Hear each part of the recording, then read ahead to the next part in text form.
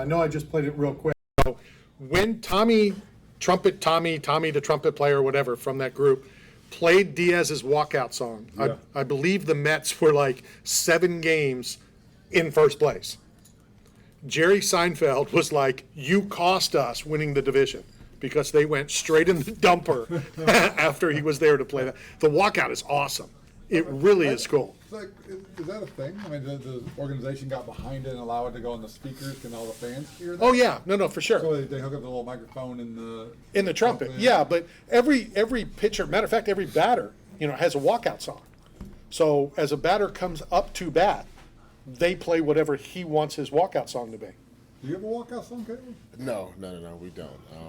We try to be as inconspicuous as possible playing offensive line. We want to draw no attention to ourselves at all. The less you know about us, the better. Well, and typically, as true as that is, the only time you really know an offensive lineman's name? When they mess up a play. Yeah, when they get caught for holding. Yeah. You go to any Tampa Bay Buccaneer fan, okay? And other than, like Ryan Jensen's name would be said, or Allie's name would be said. If you go to an older Buccaneer fan, I'm willing to bet you 80% of the time, if you go up and say, name a Buccaneer offensive lineman, Kenyatta Walker will be named. I personally think Kenyatta Walker once got called for holding. He wasn't even on the field. That's how often he got called for holding. if offensive linemen, if you don't wear like jewelry or anything like that, people just be like, oh, what sport do you play? Trent Williams can walk in a room, and most people wouldn't even know who it is. Probably first ballot Hall of Fame, one of the best to ever do it. Right. I think the best to ever do it. But, Trent Williams, left tackle for the 49ers, also was on the used-to-be Redskins. Yeah. He used to be Redskins. The team formerly known. formerly known as the Redskins. But anybody calling him the Redskins. But he he's used to be the Redskins. But he's awesome, But I think most people just don't reckon, which is it's cool with me, I just want the money. I don't care about the recognition. Orlando Pace, offensive line. Amazing, yes. Orlando Pace, Jonathan Ogden, all those guys are top tier. I'll put Joe Thomas in that conversation. Oh, as well. For sure. Super stud. Yeah. I was having this is how little. I have a problem with the young guys in the league today. They don't know their football history, and it bothers me. Nick Saban talked about this because when UT played when UT played Alabama, Nick Saban was talking to his team. He goes, "Hey, we even beat Texas except in that 1 year in 2009, that championship game." All the kids on his team were like, what are you talking about? 2009. I was like 6 years old. Like I don't know you played UT. I watched that game. I cried because Colt McCoy gets knocked out in the second quarter. Oh yeah. UT ends up losing that game. I was a diehard Longhorn growing up. I had tears coming out of my eyes after that loss, and it's just like I asked a kid. I sent so they had the ballots for Hall of Fame this year, the inductees, and Joe Thomas was on there, and I sent it to one of my friends like, "Oh, Joe Thomas is guaranteed," and he was like, "What are you talking about? Who's Joe Thomas?" And I'm like, "Did you play offensive line in the NFL? You don't know who Joe Thomas is?" It's an abomination. Right. Like, you should know your history. Sure. You should know who the sheriff is and who Sweetness is, and you have to know these things. I went to a lineman, a defensive lineman on the Tampa Bay Bucks many years ago. I'm not going to say his name just because I'm very friendly with a relative of his who is also a legend lineman in the NFL. So this particular lineman came from Alabama. I was doing a lot of charity work for Marty Lyons. The Marty Lyons Foundation. Marty is from the St. Pete area, part of the famed sack exchange, was single-handedly involved in the goal line stance against Penn State. So I went to this player and we were talking and we were doing getting some items signed for auctions. And I said, Marty Lyons, blah, blah, blah. He had no idea who Marty Lyons was. Yeah. Hence, this guy not only played the same position as Marty at the same school, but the massive mural of the All-American Marty Lyons was by his locker in Alabama. Yeah. No idea. I was when I was in New York, there was a rookie there. He's from Hawaii, born in Hawaii, and then grew up in Hawaii. We're in the facility, and I said, "Hey man, you know who the only Hawaiian-born Hall of Famer is in the NFL? He also plays center, mind you." And he goes, "No, there's a Hawaiian-born in the." And I was like, "Dude, he's right there." I was like, "He's right there," and it's just it blows my mind. I guess maybe it was just more important. And I guess I didn't have Instagram and all those things growing up, and so I loved football. I looked up to those guys. just all of them. And so it's funny just to see the switch. And guys, it's not the same besides the board. I would almost understand, not quite, but almost understand, if somebody's from Hawaii and they didn't know somebody from Maine, that was in the Hall of, even if they played the same position. Yeah, dude. But It's from your hometown. and I've always, and Hawaii, and it's kind of funny that you mentioned that, because I've always questioned that, when fighters come out, they have the American flag. Yeah. When Jamaicans come out, obviously they have their flag. But when Hawaiians come out, they don't have the American flag. No. They come out to the Hawaiian flag. Yeah. Which I'm not saying there's anything wrong with it, but yeah, for him to not to Hawaii is almost like Texas. It's like a different place. Like, they're so far away from the mainland, and it is like it is part of America, but that's like a whole different, Sure. it's a whole different lifetime. I knew who the Nigerian Nightmare was, Christian Okoye, before I played it down to football. Just because for me, the culture, the aspect of like, dude, this guy came from the same place I came from, and he's doing something like this in the Nigerian NFL. nightmare. But do you know who Usman is? No. Hold on. Not Kamaru Usman, and not Muhammad Usman, but Usman from 90 Day Fiancé, who's also from Nigeria. Yeah, I know who that is. I know who that is. Yeah, Soldier Boy. Exactly. Oh, that's good I know stuff. my history, right? I know Yeah, my culture. but that is crazy, Yeah. But again, that just goes to show, it's just a job. Yeah. That's your guy's job, and fans don't look at it like that, and that's what bothers me. Back to what we originally started talking about. There was a,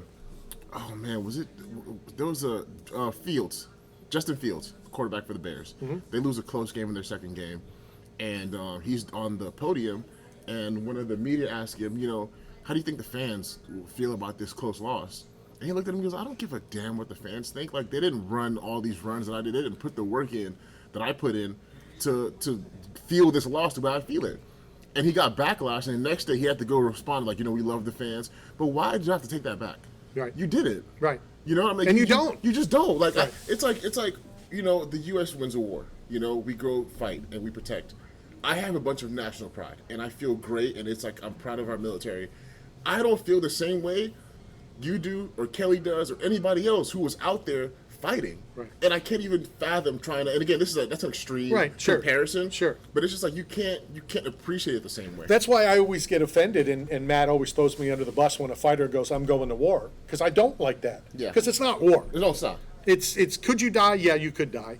You're not willing to die, but you could die in there. But it's not a war. You're not having bullets. And I realized that the first time I went to play paintball. Yeah. Have you ever played paintball? Yeah, awful. Okay. That's how I knew I was never going to be in the military, mind you. Yeah, exactly. I was behind. Solidified it for me. I was behind 4 barrels being just drilled with paintballs, and Yeah. you think for a second, because you're playing war, these pellets are not pellets in a war. Yeah. And it puts a different perspective. And First so time one of them goes shoot by your head, you're like, oh no. thank God I have goggles on. Oh no. No, definitely. Okay. So on the topic of being able to die in the octagon, this whole tour thing that happened, right? When it happened, I felt a way, and then I reflected and I felt a different way. Initially, I was pissed. I said the Dolphins should have allowed him to step on the field. Somebody should get fired, this, that, and the third, yada, yada, yada. I stepped back for a second, and I thought about it, and I said, he passed concussion protocol that day. He said it's not a head injury. It was his back and his whatever. And Patrick Mahomes had something similar 2 years ago, and I think the divisional round, when they thought he had a concussion because he got it wobbling, but it wasn't a concussion, right? So he gets cleared, and these independent doctors that they have, I've dealt with them personally. They don't work for the team, right? They have no tie to the team. They only come in on Sundays to handle those kind of proceedings. They don't take that position lightly, and they don't play around. I've had my own fancy doctors trying to let me get cleared to play for different other injuries and things like that. And I'm like, listen, I'm not going to put my name on it if you go out there and die, if you go out there and hurt yourself. Right. So he passes that test, and he goes out there, and I think if nothing happened the week before and he hits his head, the same result happens. Every few years you have these gruesome kind of head injuries where guys get stiff. Javid Best, it happened to when he was in college. Pat White, it happened to when he was playing for the Dolphins. He ended up retiring because he was so scared of concussions. And it happens. It sucks, but it happens, right? Why is there all this backlash on the Dolphins and this thing? Because for me, it's like, listen, like we understand the risk to go with it, and you get compensated handsomely for it. Is it fun to watch? No. When it happens, it's sad and you feel for him. But it's like, if I'm in that situation, I'm playing. I'm playing that game. Why do you think the NFL fired that doctor? So from what I heard, he was fired not because of what and it was NFLPA that fired him. So he was fired because he was incooperative when they were having an investigation. Because he felt, I did my part. I'm above this. I don't want to listen to you. So he let him go. Not because of him telling him to not go back before and the play. decision. Okay. Yeah, so he was fired because he wasn't cooperating with the investigation and what they wanted to know.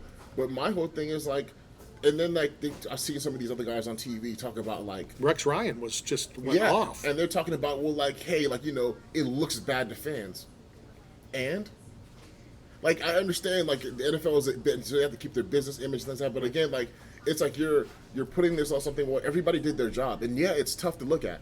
It's tough to look at a guy laying on the ground, Oh, for sure. knocked out. But you go watch UFC, and you cheer when Kamara gets kicked in his head and he's laying stretched out. That's not any better. Well, in case That's he's dangerous. listening, no, I didn't cheer. No, I when didn't cheer Kamara- either. No, I'm people, just yeah, no, I didn't cheer either. You know, that's those are my guys. Right. But like people are making memes and joking about it and Right. laughing about it, right? And you can watch that and understand it's part of the game. You have to understand football players get hurt, man. I've seen some bad things happen. But that's what you sign up for. Shady McCoy said it the best. Like, for my family, to provide for my family, my kids, my mom, my dad, so everybody can have what they need to, I'll put everything on the line, and that's what you understand going into it. So I think, again, initially I was upset, but when I stepped back and looked at it from my perspective, I would have gone into that game too. I don't care if it was 4 days, 5 days, I want to play. Right. Like, I want to be out there. I've worked too hard to not. But you know what Rex was saying, and again, this is your world, you know, not mine. And Rex was pretty passionate about it. That you know, fighters want to go back in. That's why the corner is there Yeah. to supposedly throw the towel in, and unless you're Deontay Wilder, you know, and then you fire a Hall of Fame boxer, Yeah. you know, for protecting you. You know, and my wife said, well, you know, he went out there. He could have said no. And I'm like, the athletes aren't like that. Yeah. You know, so when do you determine who is standing up for the athlete and when not? When bad things happen. Yeah, but for me, it's like, dude, like I passed the test, and they want to keep. They're saying, oh, the concussion test is more about recollection. I'm telling you right now, I've had a concussion before. If you have a real concussion, like a real concussion, you're not passing that test. I was getting talked to for 15 minutes. I didn't know anybody was talking to me. Right. You can't control your emotions. There's clear signs, right? You can't go in there and do things that they need you to do, especially from the independent doctor. Like a trainer test, a computer test, two different things. The tests that they give you, you're not passing that test that fast to come back and finish that game and play the next game. And again, I get the optics, but y'all have to understand, this is not a soft game. I know they're toning things back, and you're not used to seeing quarterbacks get hit like that. There was times where Ronnie Lott used to come smack people's heads off, and they're asleep, and people cheer. Like, and I know we're moving away from that, but you have to understand, like, this stuff's a part of the game. And so, you know, take precautions. Like, again, he's probably going to be out for a couple of weeks now because that was like a bad head injury, and, you know, and take the time to get back. But like these things happen. You gotta, if you want to love this game, you gotta accept that sometimes it's gonna happen. One of the biggest fallacies that killed me was the NFL would fine Ronnie Lott, fine John Lynch, but then they were on the cover of the DVD, biggest hits in the NFL. Yeah. Yeah. How Yeah. crazy is that? Well, when you talk about money, big money involved. Yeah. You know, and let's be honest, the modern day football game is nothing more than the modern day gladiators and the warriors that were there to Yeah. entertain the crowds. And if the gladiators died in action, it was part of the entertainment, part of the cheer, part of the allure, right? And so that's why Justin Fields had to go on and apologize for upsetting the fan base that pays the money to the team, to the league, to the shield, to the owners, because it's big business. Yeah. And so he can't put the backlash on the fans, like, I don't give a damn what they think about my performance or the loss. But it wasn't even my performance. It was like, how do you think the fans That they feel suffer. about it? Yeah, you know, Like, fans you're can't. suffering. Right, the You fans can't suffer that. like these guys. I'll tell you, Like who athletes. suffered. I was a fan at the Buck Stadium, and I suffered because Randy Harris gave me tickets in the sun, and I was on the third section in the middle of the sun on the wrong side of the I stadium. hate people that bitch when they get free tickets. You know? died. I've had people like, I'm giving tickets away and like, where are the seats? I said, you can't have them now. Yeah. I came back. What? Buy your own. Right. I was walking in my car and they gave me a Purple Heart for being a survivor. Like, I was, First of all, moron, it's not a Purple Heart. so it was Kelly, you want to slap him or you want me to? It was violent. Yeah. It was a shade of purple. Things But it are was- things are going to get violent here in a second. All right, 1 hour down, 1 hour to go. This is Knockout Radio, brought to you by 8 Man Strong and Staff Son. What you said.